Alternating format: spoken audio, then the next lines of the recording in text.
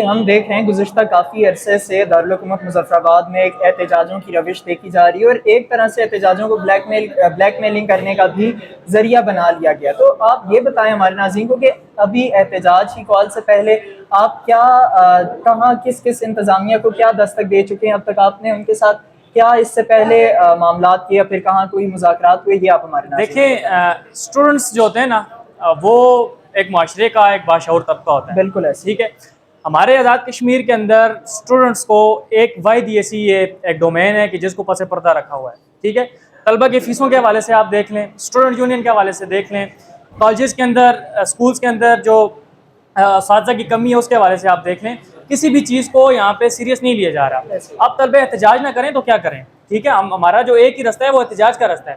आप जो कह रहे हैं कि इंतज़ामिया के हवाले से या किसी इदारे को आपने कोई दस्तक दी है, हम सबके दरवाज़ों को दस्तक दे चुके हैं, हम मायूस हो चुके हैं।